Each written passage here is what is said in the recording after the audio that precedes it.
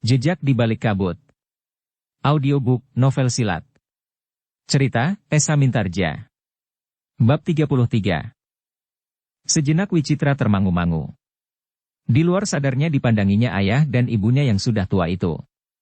Rasa-rasanya di penglihatannya ayah dan ibunya menjadi lain. Ayah dan ibunya kelihatan begitu tua namun wajahnya yang cerah itu bagaikan bercahaya. Tiba-tiba Wicitra itu membayangkan apa yang terjadi dengan ayah dan ibunya itu jika keduanya terusir dari rumahnya. Apa yang terjadi pada keduanya jika keduanya harus hidup menumpang di rumah pamannya, sementara itu, sebelumnya ia mempunyai tanah, rumah, sawah dan ladang. Terasa jantung Wicitra bergetar. Orang tua yang diusirnya itu ternyata masih juga bersedia mati untuknya. Tiba-tiba saja Wicitra itu menutup wajahnya dengan kedua telapak tangannya. Terdengar anak muda itu pun menangis terisak-isak seperti kanak-kanak yang menahan tangisnya karena takut dicambuk ayahnya. "Wicitra, kenapa?" Ibunya pun beringsut mendekatinya. Bukankah segala sesuatunya sudah lampau? Bahaya yang hampir saja merenggut nyawa itu sudah lewat. Wicitra mengangguk-angguk. Tetapi isaknya masih saja mengguncang tubuhnya. "Kenapa kau Wicitra? Kenapa kau, Nger?" Tiba-tiba saja Wicitra itu memeluk ibunya. Tangisnya tidak lagi tertahan. Ia tidak saja terisak. Tetapi Wicitra itu benar-benar menangis. "Ibu, maafkan aku." "Ayah," tangisnya. "Kenapa, kau kenapa?" Ibunya yang cemas telah mengguncang-guncang tubuhnya. "Ayah, ibu. Aku mohon maaf. Hampir saja aku telah menyia-nyiakan ayah dan ibu. Aku telah menjadi anak durhaka. Hampir saja aku mengusir ayah dan ibu dari rumah ini." "Sudahlah, Wicitra. Bukankah semua itu belum terjadi?"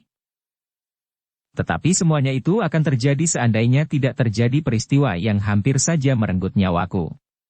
Bahkan aku pun tidak memikirkannya, jika Kisanak itu tidak bertanya kepadaku. Ayah, ibu, aku mohon maaf. Aku telah hilaf.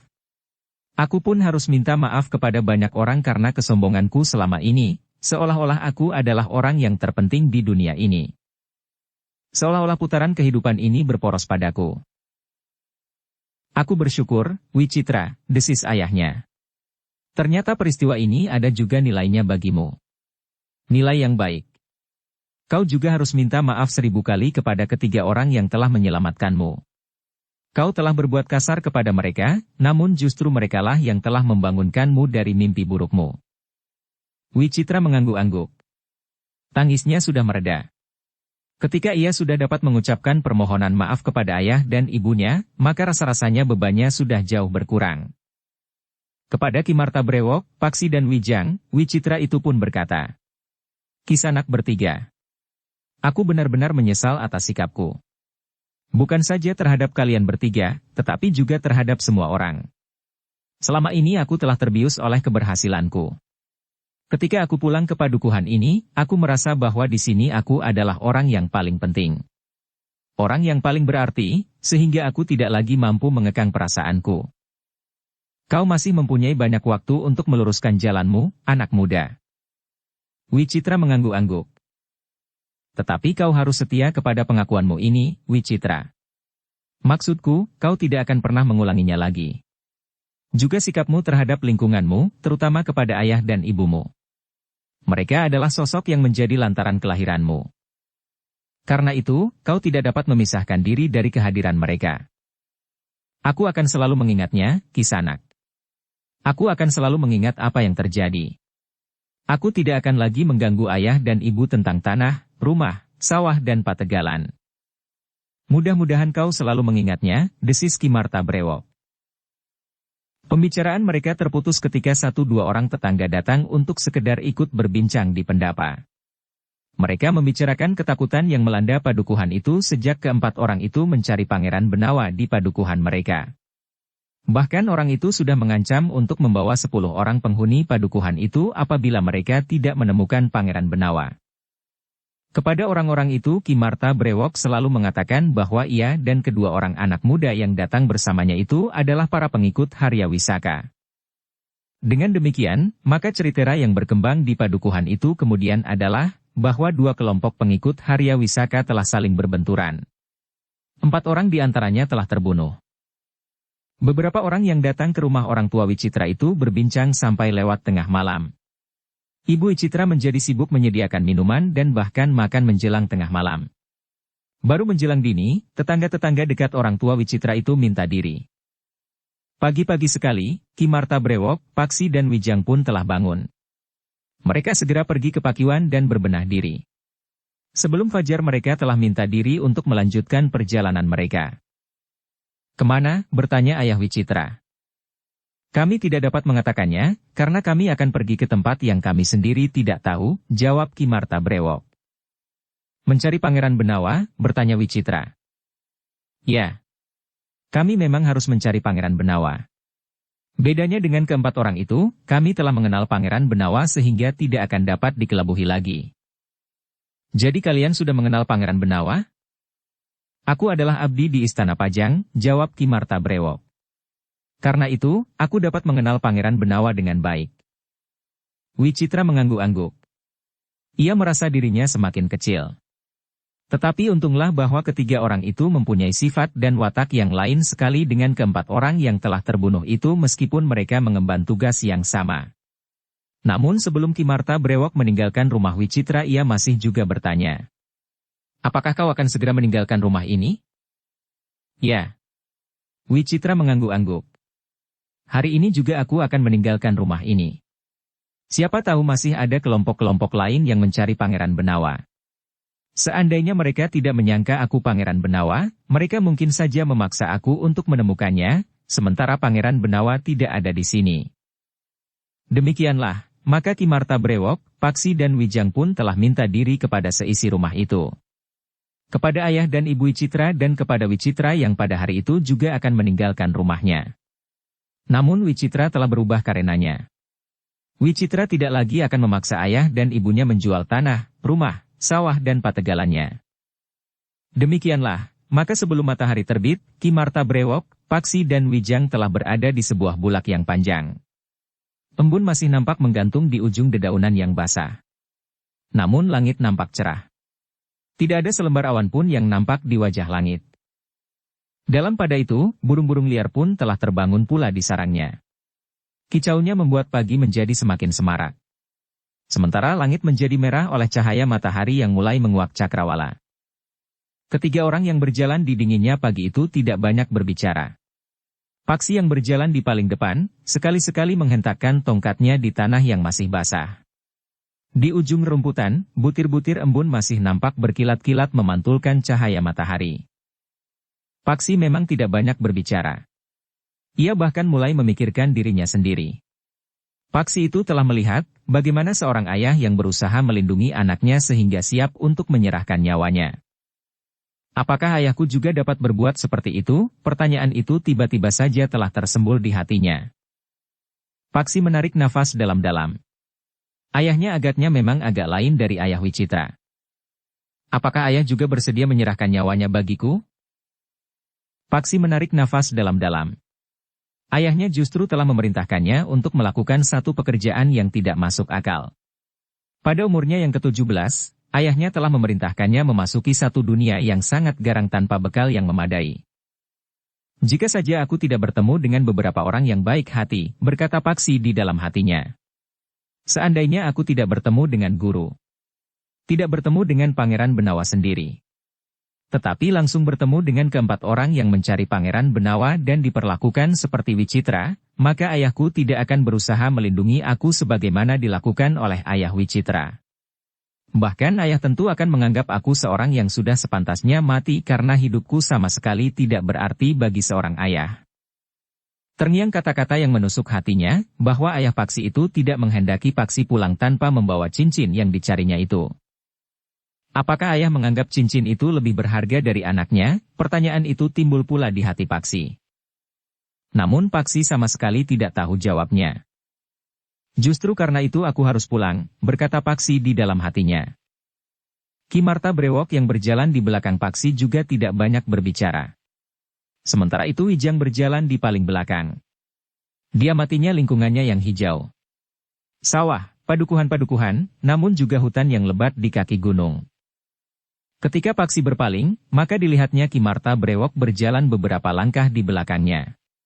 Baru beberapa langkah lagi Wijang berjalan sambil menebarkan pandangan matanya. Marilah. Mumpung masih pagi, ajak Paksi. Ki Marta Brewok mempercepat langkahnya. Tetapi Wijang menyahut. Kenapa tergesa-gesa? Paksi menarik nafas dalam-dalam. Paksi yang kemudian berjalan di sebelah Ki Marta Brewok itu ternyata tidak dapat menahan desakan perasaannya. Bagi Ki Marta Brewok bukan saja kawan seperjalanan. Tetapi ia adalah gurunya yang telah membentuknya menjadi seorang yang berilmu tinggi. Guru, berkata Paksi kemudian. Aku menjadi sangat gelisah. Kenapa? Seakan-akan aku tidak sedang berjalan pulang. Apa yang kau pikirkan? Apakah ayahku juga bersedia berkorban seperti ayah Wicitra itu, Guru?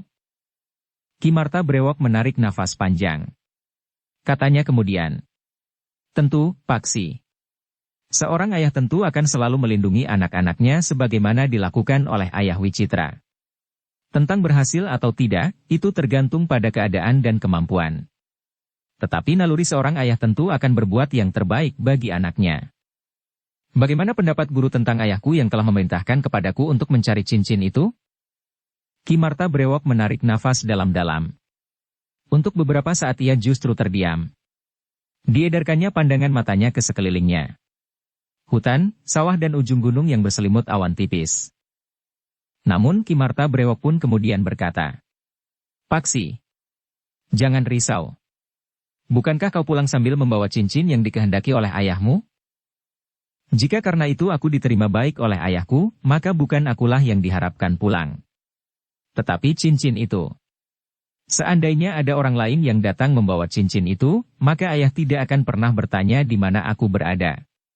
Apakah aku akan pulang atau tidak? Jangan berprasangka buruk seperti itu, Paksi.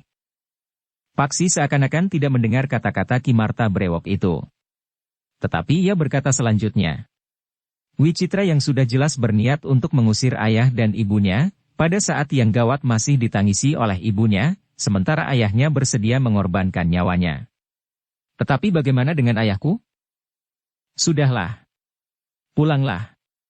Serahkan cincin itu kepada ayahmu.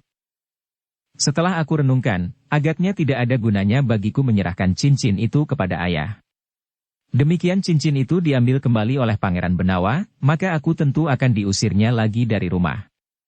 Bahkan mungkin ayahku memerintahkan kepadaku untuk mencuri cincin itu dari tangan Pangeran Benawa. Jika cincin itu kemudian diambil Pangeran Benawa, bukankah itu bukan salahmu? Ayah tidak akan menghiraukan apakah aku bersalah atau tidak.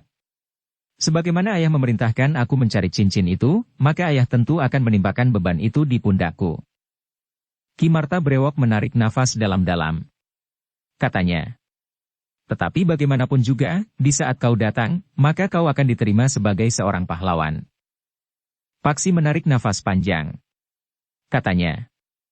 Apakah artinya seorang pahlawan, jika itu hanya semu? Sudahlah, Paksi, berkata Ki Marta Brewok. Kau jangan terlalu berprasangka. Kau wajib mencobanya. Paksi tidak menjawab. Hanya berhenti sama sekali. Demikianlah, maka mereka pun berjalan terus. Wijang masih berjalan beberapa langkah di belakangnya. Ia serba sedikit mendengar pembicaraan antara Ki Marta Brewok dan Paksi. Sebenarnya lah Wijang juga merasa heran terhadap sikap ayah Paksi.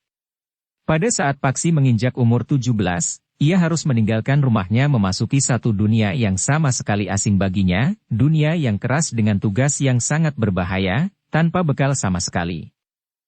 Ayah Paksi adalah seorang tumenggung, desis Pangeran Benawa. Agaknya ia seorang yang memiliki pengetahuan dan pengalaman yang luas. Tetapi masih juga tumbuh di kepalanya untuk memperlakukan anaknya semena-mena. Tetapi desis itu hanya didengarnya sendiri. Bahkan kemudian ia pun bergumam pula perlahan sekali. Pamrih dan ketamakan seseorang ternyata sangat berpengaruh terhadap sikap seseorang. Jika yang terjadi pada Paksi, anak yang diperlakukan semena-mena, sebaliknya yang terjadi pada Wicitra, anaknya lah yang memperlakukan orang tuanya semena-mena. Namun Wijang itu pun kemudian bertanya kepada diri sendiri. Bagaimana dengan ayahku? Wijang menarik nafas panjang. Katanya kepada diri sendiri. Tetapi ayahku adalah seorang raja. Namun tiba-tiba timbul pertanyaan di dalam hatinya. Apakah ada bedanya kewajiban seorang ayah terhadap anaknya dari seorang raja dan bukan seorang raja? Wijang termangu-mangu. Tetapi kakinya melangkah terus. Namun telinganya seakan-akan mendengar jawaban. Tentu berbeda, anak muda. Bukan saja terhadap anaknya, tetapi juga terhadap istri-istrinya. Dengan bertumpu pada wewenang dengan kekuasaan, seorang raja dapat berbuat lain dari orang kebanyakan. Hampir di luar sadarnya, Wijang itu bergumam. Tetapi hakikat seorang ayah dan kepala keluarga. Wijang terkejut sendiri. Tetapi untunglah bahwa agaknya Paksi dan Ki Marta Brewok tidak menghiraukannya. Demikianlah bertiga, mereka berjalan terus. Paksi masih berjalan di samping Ki Marta Brewok. Wijang masih berjalan di belakang. Perjalanan ke Pajang memang sebuah perjalanan yang panjang. Karena itu, maka mereka harus bermalam di perjalanan. Tetapi ketiga orang itu sudah bersepakat untuk menghindari persoalan-persoalan yang timbul di perjalanan sehingga menghambat dan bahkan memperpanjang waktu perjalanan mereka. Mereka ingin segera sampai di Pajang. Meskipun Paksi menjadi sangat berdebar-debar, tetapi ia pun ingin segera tahu apa yang akan terjadi di rumahnya nanti. Tetapi kesediaan Wijang menyerahkan cincinnya justru membuatnya semakin gelisah. Paksi pernah melihat Wijang menyerahkan cincin itu kepada seseorang yang ingin merampasnya. Tetapi orang itu harus menyerahkan kembali cincin itu. Bahkan bersama nyawanya. Paksi menarik nafas dalam-dalam. Ia mencoba mengerti kenapa hal itu dilakukan oleh Wijang, karena menurut pendapatnya, Wijang bukan seorang pembunuh. Jika orang itu dibiarkan hidup, maka Pangeran Benawa tidak akan mempunyai tempat untuk bergerak sama sekali, berkata Paksi di dalam hatinya. Ketika kemudian malam datang, mereka tidak bermalam di sebuah banjar padukuhan agar mereka tidak tersentuh persoalan-persoalan yang dapat menghambat perjalanan mereka. Sebenarnya lah dengan menginap di tempat terbuka, maka mereka memang tidak disentuh oleh persoalan-persoalan apapun. Di hari berikutnya, ketiga orang itu pun meneruskan perjalanan mereka dengan sangat berhati-hati. Ketika mereka merasa haus dan lapar, maka mereka pun singgah di kedai-kedai kecil yang tidak banyak disinggahi orang. Namun dalam pada itu, semakin dekat mereka dengan Pajang, jantung Paksi menjadi semakin berdebar-debar. Seperti yang dikatakannya, rasa-rasanya ia sedang tidak mendekati rumahnya yang dihuni oleh ayah, ibu dan saudara-saudaranya. Namun Ki Marta Brewok selalu membesarkan hatinya. Dengan nada dalam ia berkata, "Keluargamu sedang menunggumu, Paksi." Paksi menarik nafas dalam-dalam. Sementara Wijang pun berkata, "Kau akan pulang sambil membawa cincin yang dicari oleh ayahmu itu, Paksi. Karena itu, jangan cemas, bahwa kedatanganmu akan mendapat sambutan buruk dari ayahmu." Paksi mengangguk-angguk kecil. Tetapi sebenarnya lah bahwa ia tidak dapat menyingkirkan debar di jantungnya. Bahkan semakin dekat dengan pintu gerbang kota, debar itu menjadi semakin keras. Namun Paksi pun kemudian menetapkan niatnya. Ia harus pulang. Ibunya sudah menunggu terlalu lama. Lebih dari setahun ia mengembara. Tetapi seperti yang sudah direncanakan, Paksi akan mengetuk pintu rumahnya setelah malam menjadi larut. Jika ia menyerahkan cincin itu, ayahnya tidak mempunyai kesempatan untuk memindahkan cincin itu ke tangan orang lain. Setidak-tidaknya untuk malam itu. Namun sebelum Paksi sampai di rumahnya, maka ia harus memberikan kesempatan kepada Wijang untuk sampai ke istana dan mempersiapkan dirinya sebagai Pangeran Benawa yang kemudian akan datang ke rumah Paksi untuk mengambil cincin itu. Jika ayah berkeberatan, maka nyawa ayah akan dipungutnya pula, berkata Paksi di dalam hatinya. Tetapi Paksi masih berpengharapan bahwa Wijang tidak memperlakukan ayahnya dengan cara yang garang itu. Justru karena Wijang mengenalnya dengan baik. Karena itu, maka Paksi pun tidak berpaling lagi. Ia harus segera pulang. Ketika malam turun, maka mereka pun telah memasuki gerbang kota. Wijanglah yang kemudian mendahului Paksi, langsung menuju ke istana setelah menyerahkan cincinnya kepada Paksi. Bersama Ki Marta Brewok, Paksi pun kemudian duduk di pinggir alun-alun yang sepi. Mereka membayangkan, Wijang itu memasuki regol Butulan dan mengejutkan para abdi di istana. "Jangan cemaskan pangeran itu," berkata Ki Marta Brewok. Apakah Pangeran Benawa itu tidak akan dipanggil oleh ayahandanya untuk mempertanggungjawabkan perbuatannya? Tentu tidak malam ini. Sultan Hadiwijaya kini menjadi sangat lamban. Segala-galanya kini menjadi lambat dan bahkan kadang-kadang beberapa masalah dilupakan begitu saja. Tetapi apakah Kangjeng Sultan itu tidak akan langsung menanggapi kedatangan Pangeran Benawa yang sudah sekian lama pergi meninggalkan istana? Apalagi jika sudah diketahui bahwa Pangeran Benawa itu membawa cincin kerajaan? Kanjeng Sultan tidak akan beringsut dari pembaringannya. Paksi menarik nafas panjang. Tetapi ia tidak bertanya lagi. Untuk beberapa lama keduanya duduk di pinggir alun-alun. Sementara itu, malam pun menjadi bertambah malam. Derik cengkerik terdengar menggores sepinya malam. Nah, sekarang pulanglah. Tengah malam kau mengetuk pintu rumahmu. Mudah-mudahan kau diterima dengan baik oleh keluargamu. Terutama oleh ayahmu. Paksi mengangguk sambil berdesis. Untuk seterusnya di mana aku dapat bertemu Ki Marta Brewok? Ki Marta Brewok tersenyum. Katanya, aku akan sering berada di sini. Terutama di malam hari. Terima kasih, Guru, sahut Paksi dengan suara yang hampir tidak terdengar. Tetapi kau jangan lupa pula kepada gurumu. Datanglah kepadanya. Laporkan apa yang pernah terjadi di sepanjang perjalananmu. Suka dan dukanya. Baik, Guru, jawab Paksi dengan suara yang bergetar. Paksi pun kemudian bangkit berdiri. Demikian pula Ki Marta Brewok. Aku mohon diri Guru, desis Paksi.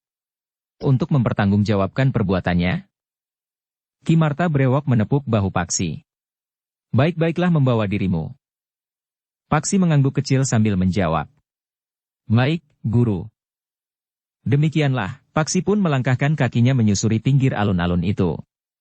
Kemudian berbelok dan keluar melintasi jalan kota yang sepi. Sambil melangkah, Paksi mengamati jalan yang sudah dikenalnya dengan baik, namun yang sudah lebih dari 1 tahun ditinggalkannya. Tetapi masih belum banyak yang berubah. Bangunan di sebelah-menyebelah jalan masih yang dahulu itu juga. Jantung Paksi terasa berdenyut semakin keras ketika ia menjadi semakin dekat dengan regol halaman rumahnya. Halaman rumah yang cukup luas. Rumahnya pun termasuk rumah yang baik sebagaimana rumah seorang tumenggung. Ketika tangan Paksi menguak pintu regol rumahnya, hatinya pun menjadi semakin bergetar. Namun Paksi pun kemudian melangkah dengan mantap menuju ke tangga pendapa. Malam telah menjadi semakin larut. Di kejauhan terdengar suara kentongan dengan irama titir. Tengah malam, desis Paksi. Pangeran Benawa tentu telah berbuat sesuatu. Menjelang pagi, Pangeran Benawa akan datang ke rumah ini untuk mengambil cincin itu. Beberapa saat kemudian Paksi berdiri termangu-mangu di depan pintu peringgitan. Namun kemudian tangannya diangkatnya. Paksi mengetuk pintu rumahnya perlahan-lahan. Agaknya seisi rumah itu sudah tidur nyenyak. Demikian pula ayah, ibu dan adik-adiknya. Paksi pun telah mengetuk pintu rumahnya lagi. Agak lebih keras dari semula. Ternyata ketukan itu telah membangunkan ayah dan ibunya. Keduanya memang menjadi bimbang. Ketukan pintu di tengah malam itu menimbulkan berbagai prasangka pada keduanya. Siapa? Terdengar suara ayah Paksi. Aku, ayah. Paksi. Paksi. Nama itu sangat mengejutkannya. Sejenak ia berdiri termangu-mangu. Ibunya lah yang berlari ke pintu sambil menyebut nama itu. Paksi. Kau benar Paksi. Tetapi Ki Tumenggung dengan cepat menangkap lengannya sambil berkata. Tunggu. Apakah benar yang datang itu Paksi? Aku tidak dapat melupakan suaranya. Sudah lama ia meninggalkan rumah ini. Segala-galanya tentu sudah berubah. Tetapi suara itu tidak berubah sama sekali. Tetapi kau tidak boleh tergesa-gesa. Mungkin suaranya tidak berubah. Mungkin yang datang itu memang Paksi. Tetapi apakah Paksi masih sama seperti Paksi yang dahulu atau tidak? Paksi tidak akan pernah berubah. Ia adalah anakku. Baiklah. Sambutlah anakmu itu, desis Ki Tumenggung. Ibu Paksi itulah yang kemudian mengangkat selarak pintu. Yang berdiri di muka pintu memang Paksi. Demikian pintu terbuka, maka Paksi pun segera berjongkok di depan ibunya. Diraihnya tangan ibunya dan kemudian diciumnya. Paksi. Paksi, desis ibunya. Ditariknya bahu Paksi agar anak muda itu berdiri. Kemudian, dipeluknya anak laki-lakinya yang sudah hampir 1,5 tahun mengembara. Paksi memeluk ibunya pula. Air mata yang mengalir dan membasahi bahu Paksi, terasa hangat. Mata Paksi terasa menjadi hangat pula. Ketika ibunya melepaskan pelukannya, maka Paksi pun berjongkok di hadapan ayahnya pula sambil berkata, "Ayah, aku pulang." Ayahnya memandang wajah Paksi. Tetapi Paksi menunduk sehingga ayahnya tidak dapat melihat wajahnya itu. "Kau datang dari mana, Paksi?" bertanya ayahnya. Paksi menjadi heran mendengar pertanyaan itu. Bahkan ibunya pun menjadi heran pula, sehingga ibunya pun itu menyahut. "Bukankah Paksi pergi menjalankan perintah Kakang Tumenggung?" "Oh, benar begitu, Paksi." Paksi tidak menjawab. Tetapi pengalamannya dalam pengembaraan membuatnya menjadi bertambah lantip. Ia tahu kemana arah pertanyaan ayahnya itu. Karena itu, maka Paksi justru menunggu apa yang akan ditanyakan ayahnya lebih lanjut. "Paksi," berkata ayahnya kemudian, "kau belum menjawab pertanyaanku." "Maksud ayah?" Paksi justru bertanya. "Apakah selama ini kau telah pergi menjalankan perintahku?" "Iya, ayah," jawab Paksi. Tetapi Paksi pun tahu bahwa ayahnya akan segera bertanya apakah ia berhasil atau tidak. Bahkan ayahnya tentu akan mengingatkannya bahwa ayahnya itu telah berpesan agar ia tidak kembali sebelum ia berhasil menemukan cincin bermata 3 itu. Paksi harus menahan senyumnya ketika ia mendengar ayahnya itu bertanya. "Kau ingat bagaimana bunyi perintahku?" "Ingat, ayah," jawab Paksi. "Meskipun perintah itu ayah ucapkan setahun yang lalu." "Sebut bunyi perintahku itu," berkata ayahnya kemudian. "Biarlah ia duduk dahulu. Biarlah ia minum atau makan atau beristirahat dahulu. Ia baru datang setelah setahun meninggalkan rumah." "Jangankan setahun," jawab ayahnya. "Seorang laki-laki akan melakukan tugasnya sampai tuntas. Sebelum selesai, maka seorang laki-laki pantang berhenti meskipun harus dilakukan seumur hidupnya." Tetapi Paksi itu sekarang ada di sini. Ia tidak akan lari. Kakang akan dapat bertanya kapan saja kepadanya. Aku ingin mendengar jawabnya, apakah ia dapat menyelesaikan tugasnya sampai tuntas atau tidak sebelum ia masuk ke dalam. Jika tugasnya belum tuntas, tidak pantas jika ia masuk ke dalam rumah kita. Biarlah ia masuk. Tidak. Ki Tumenggung itu membentak. Tetapi adalah di luar dugaan bahwa Nyi Tumenggung itu pun membentak pula. "Tidak. Aku akan membawa Paksi masuk ke dalam rumahnya sendiri." Wajah Ki Tumenggung menjadi merah. Di luar sadarnya ia bertanya. "Kau berani membantah kata-kataku, Nyi? Aku sudah tua. Aku sudah cukup lama menunjukkan kesetiaanku kepadamu, Kakang. Jika sekarang aku bersikap lain, karena aku sudah tidak membutuhkan apa-apa lagi. Baik bagi badanku, maupun bagi namaku. Apapun yang akan kau lakukan, lakukanlah. Jika kau ingin menghinakan aku, lakukanlah." Jantung Paksi menjadi berdebar-debar. Tetapi ia tidak sempat memikirkannya. Ibunya telah menariknya dan membawanya masuk ke ruang dalam. Ki Tumenggung menggeretakkan giginya. Tetapi ia tidak mencegah ketika kemudian Nyi Tumenggung membimbing Paksi masuk ke ruang dalam. Sejenak kemudian Paksi pun telah duduk di ruang dalam. Dengan lembut ibunya berkata, "Duduklah, Paksi. Aku akan membuat minuman bagimu." Paksi tidak menjawab. Tetapi dipandangnya ayahnya yang berdiri dengan wajah yang tegang. "Kau tidak akan pergi lagi, Paksi. Kau akan tetap berada di rumahmu." Paksi masih tidak menjawab. Sementara itu ibunya pun beranjak dari tempatnya untuk pergi ke dapur. Namun ia sempat berkata, "Biarkan ia beristirahat dahulu, Kakang. Jangan kau usik anak itu dengan segala macam pertanyaan yang dapat mengganggu ketenangannya." Paksi mendengarkan perselisihan itu dengan jantung yang berdebaran. Setelah melakukan pengembaraan lebih dari setahun panggraitanya menjadi semakin tajam. Karena itu, pembicaraan ayah dan ibunya yang keras itu telah menimbulkan berbagai tanggapan di dalam hatinya. Namun ayahnya benar-benar tidak mengganggunya.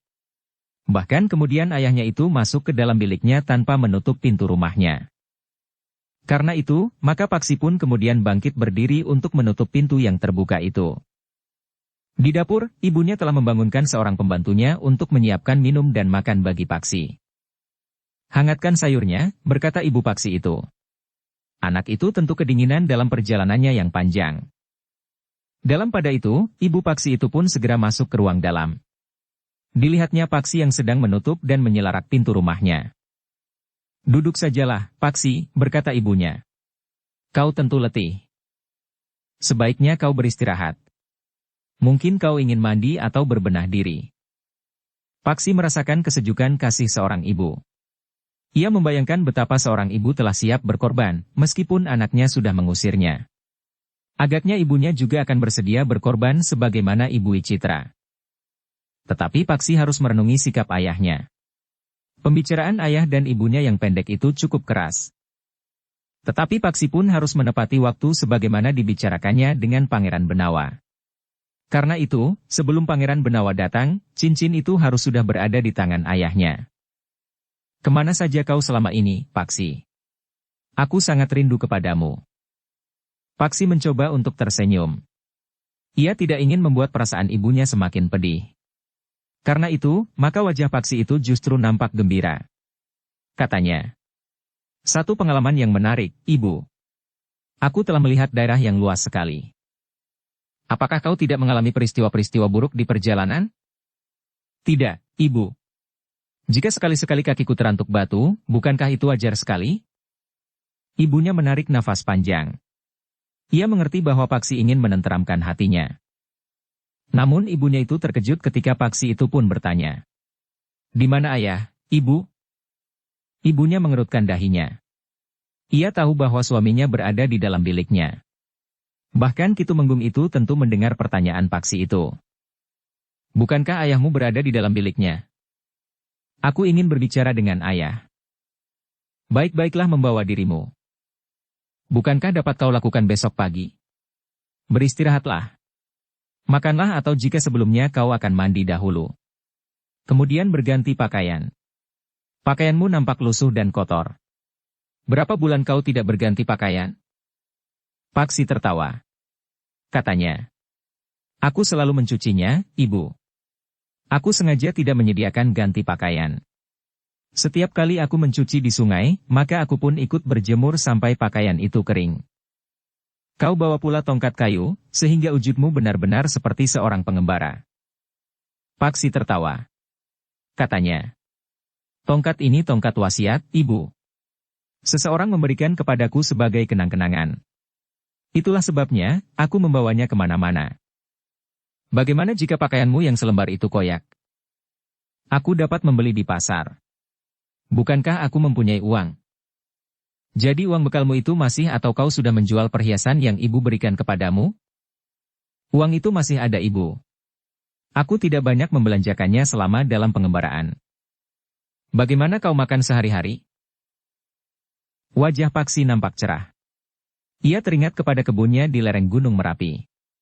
Sambil tertawa Paksi berkata, "Aku sempat berkebun di tanah yang subur, Ibu." "Tanah siapa?" "Tanah tanpa pemilik. Aku membuka tanah di pinggir sebuah hutan." Ketika Paksi melihat kerut di dahi ibunya, ia segera berkata, "Menyenangkan sekali. Satu pengalaman yang sulit aku dapatkan tanpa pengembaraan ini." Ibunya mengangguk-angguk. Namun karena ia melihat wajah Paksi yang cerah, maka hatinya pun menjadi terang pula. Bayangan-bayangan tentang kehidupan Paksi yang penuh dengan penderitaan menjadi semakin kabur. Bahkan ibu Paksi itu pun kemudian dapat tersenyum pula sebagaimana Paksi. Apalagi Paksi menganggap pengalaman hidupnya itu sangat berarti baginya, serta beberapa cerita jenaka yang terjadi di perjalanannya. Namun kemudian Paksi itu pun bertanya lagi. "Di mana ayah, Ibu? Kau akan berbicara dengan ayahmu?" "Ya." "Penting sekali?" "Ya, Ibu. Aku ingin menyampaikan hasil pengembaraanku." Ibunya termangu-mangu sejenak. Dengan nada tinggi ia pun bertanya, "Jadi kau berhasil?" Sebelum Paksi menjawab, ayahnya sudah keluar dari dalam biliknya. Ia memang mendengar pembicaraan Paksi dan ibunya. Dengan tergesa-gesa ia pun bertanya, Jadi kau berhasil, Paksi? Paksi menarik nafas dalam-dalam. Ia melihat ayahnya melangkah mendekatinya. Paksi pun telah bersiap-siap untuk mengamati wajah ayahnya di saat ia mendengar bahwa perjalanannya berhasil. Ayah. Aku telah melakukan perintah ayah sejauh dapat aku lakukan. Ternyata Yang Maha Agung telah menuntun perjalananku sehingga aku berhasil. Cincin itu? Ya, ayah. Kau dapatkan cincin itu? Tapaksi di dalam hatinya. Ya. Lihat, apakah cincin itu benar-benar cincin yang dimaksud? Cincin bermata 3 butir batu akik yang berbeda warnanya dan jenisnya.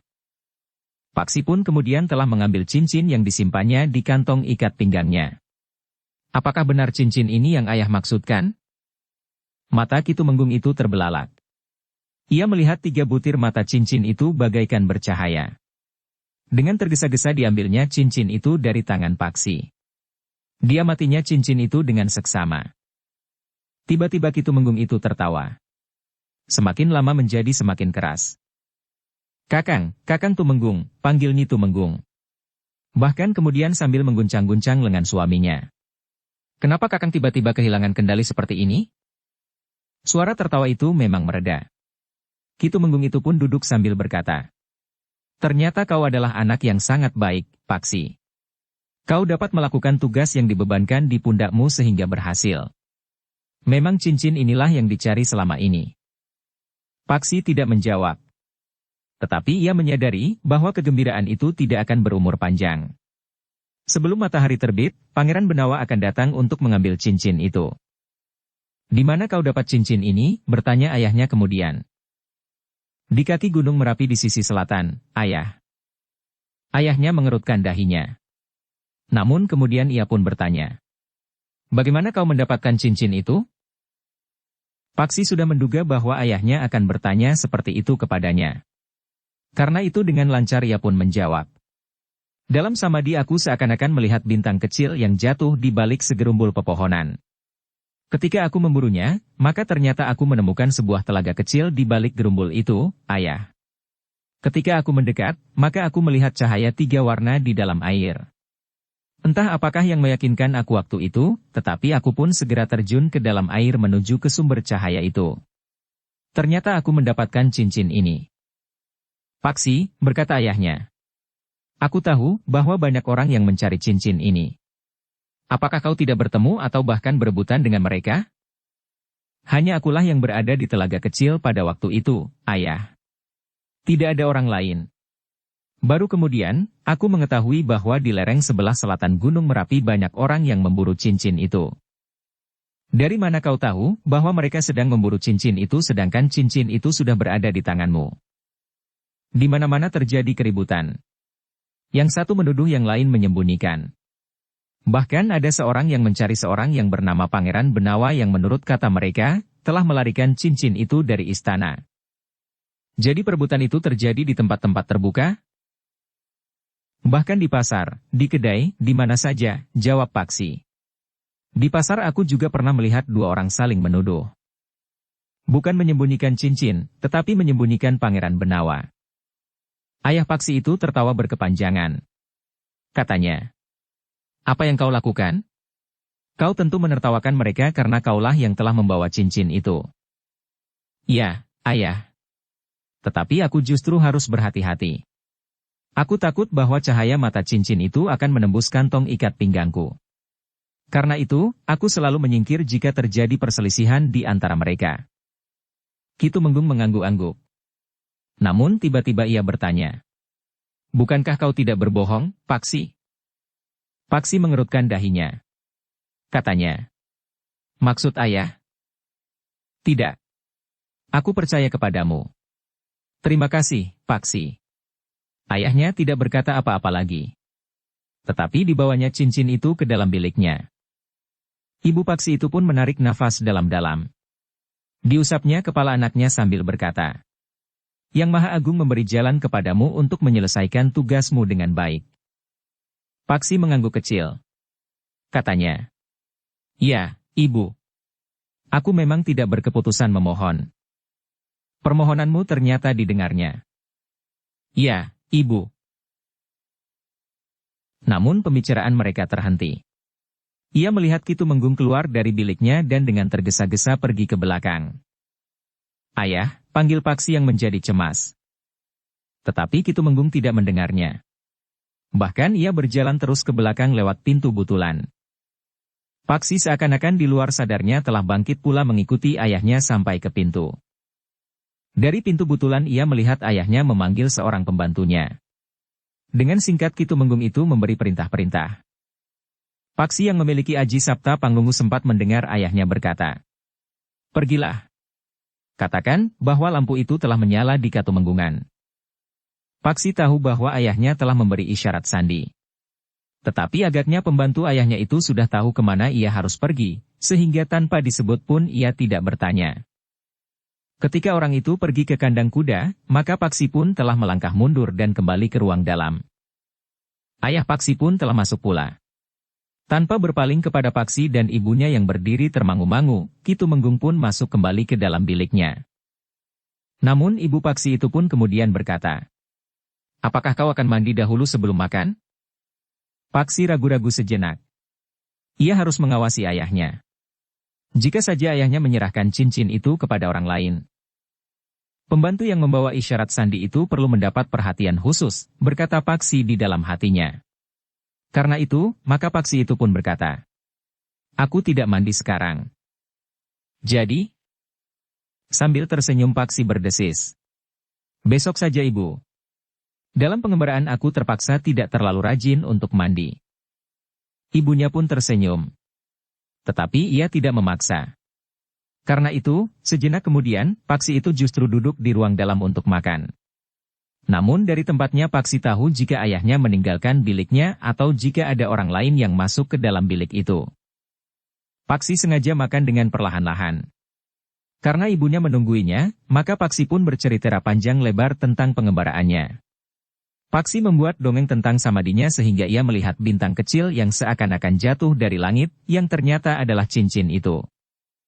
Setiap kali ibunya mengangguk-angguk, nampak kekaguman memancar di sorot mata ibunya.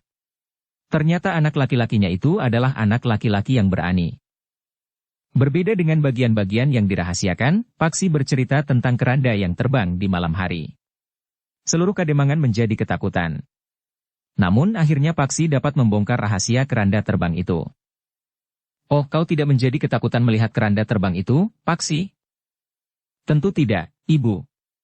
Sejak semula aku sudah tidak percaya bahwa ada keranda yang dapat terbang."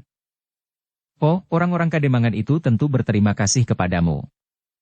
"Aku memang menjadi pahlawan, Ibu." Ibunya tertawa. Cerita itu menjadi sangat menarik baginya. Sementara itu, kedua adik Paksi pun telah terbangun pula. Mereka pun kemudian telah ikut duduk di ruang dalam menunggui Paksi yang sedang makan. Ternyata keduanya juga senang mendengarkan dongeng yang dibuat oleh Paksi. Bahkan keduanya tertawa tergelak-gelak ketika Paksi bercerita pula kepada mereka tentang keranda yang terbang itu.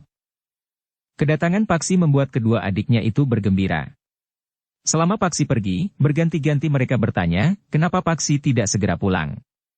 Karena itu mereka merasa benar-benar gembira ketika Paksi berada di rumah lagi. "Bukankah Kakang tidak akan pergi lagi?" bertanya adik perempuan Paksi. "Tidak," ibunya yang menjawab.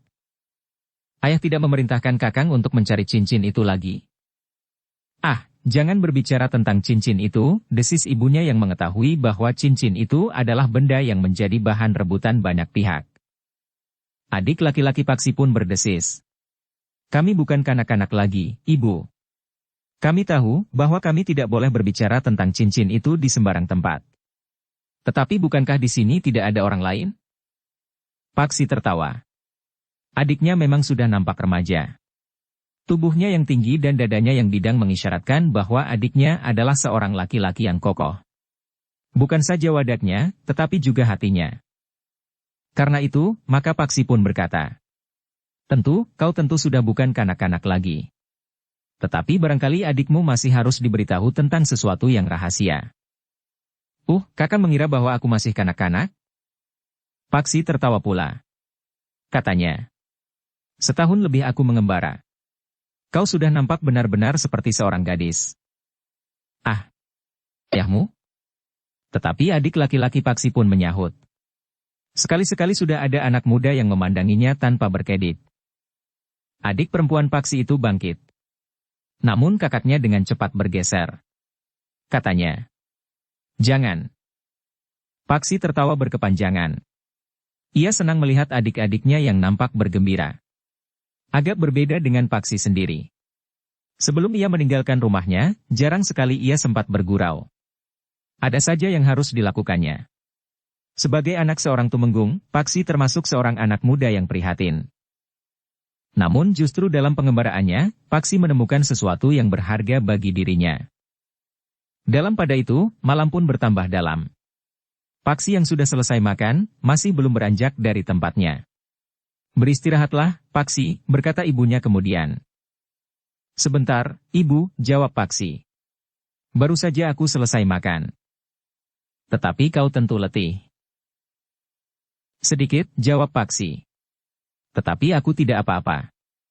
Adik-adikku masih ingin mendengarkan aku bercerita tentang pengembaraanku." Ibunya memandang adik-adik Paksi berganti-ganti. Katanya, "Apakah kalian tidak akan tidur lagi?" "Aku senang mendengarkan Kakang Paksi bercerita," jawab adik perempuannya. Ibunya menarik nafas panjang. Sementara Paksi pun menyahut, "Aku juga masih belum ingin tidur, Ibu." Ibunya tidak dapat memaksa mereka. Bahkan ibunya juga masih saja duduk bersama mereka di ruang dalam. Mangkuk-mangkuk nasi dan sayur serta lauknya seadanya, masih belum disingkirkan. Sebenarnya lah bahwa Paksi menunggu kedatangan Pangeran Benawa. Menurut pembicaraan mereka, Pangeran Benawa akan datang menjelang fajar. Sambil menunggu, Paksi mengisi waktunya dengan bercerita kepada adik-adiknya. Cerita yang dikarangnya sekenanya saja. Namun yang dapat menimbulkan gelak dan tawa. Dalam pada itu, malam pun beringsut menjelang dini. Ayam jantan sudah terdengar berkokok lagi. Adik perempuan Paksi itu sudah mulai menguap. Ia mulai mengantuk lagi. "Tidurlah," berkata ibunya. "Masih ada waktu beberapa lama sebelum pagi." Adik perempuan Paksi itu pun kemudian bangkit sambil berkata, "Bukankah kau tidak akan pergi lagi, Kakang?" "Tidak," jawab Paksi. Tak Paksi di dalam hatinya. "Besok kau harus bercerita lagi. Panjang sekali." "Gantian. Besok akulah yang akan bercerita." "Apa yang dapat kau ceritakan?"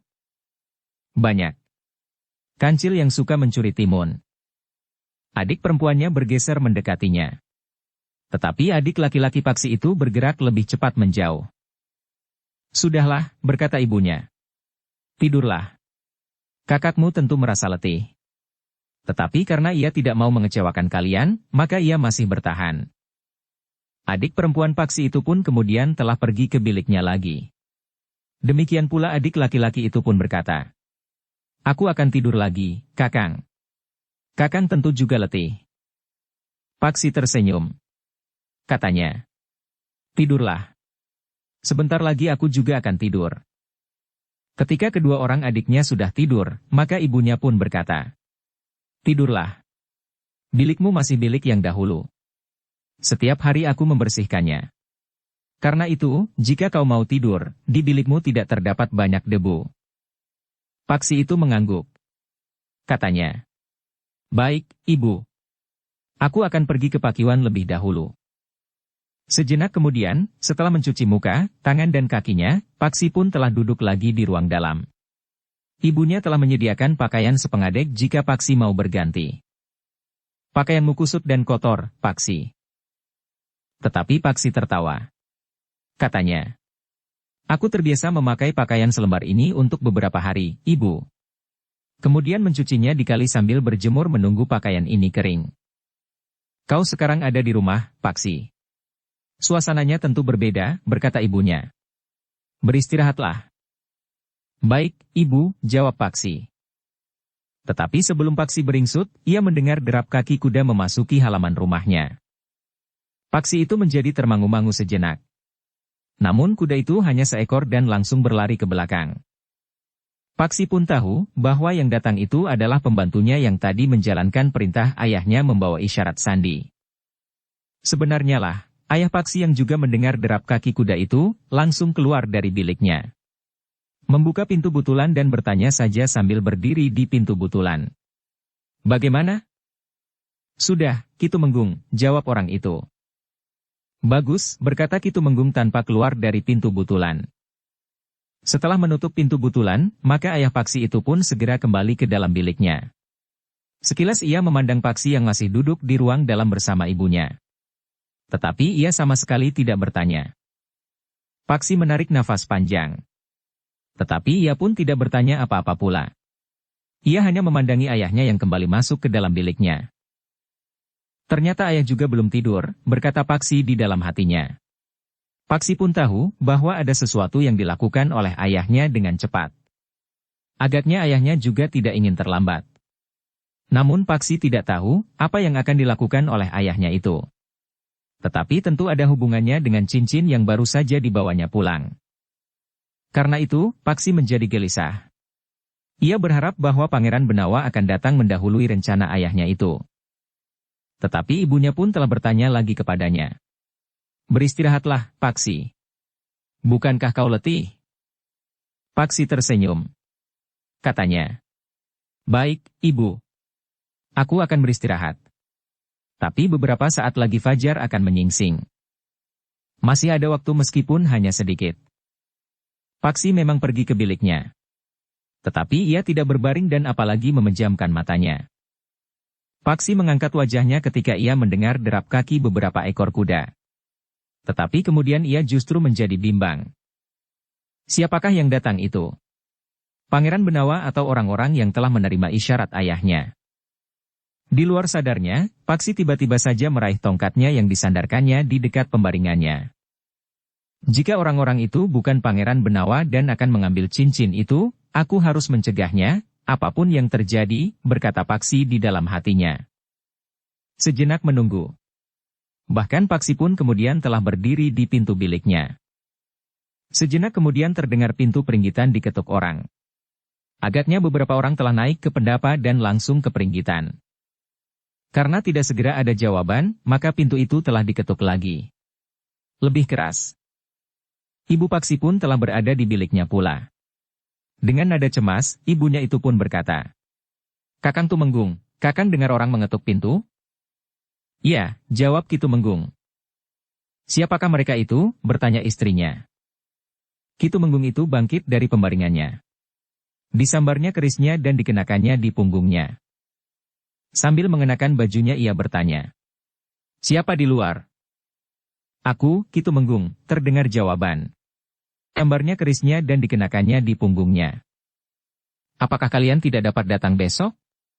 Ini bukan waktunya untuk datang ke rumah seseorang. Paksi mendengar kata-kata ayahnya itu.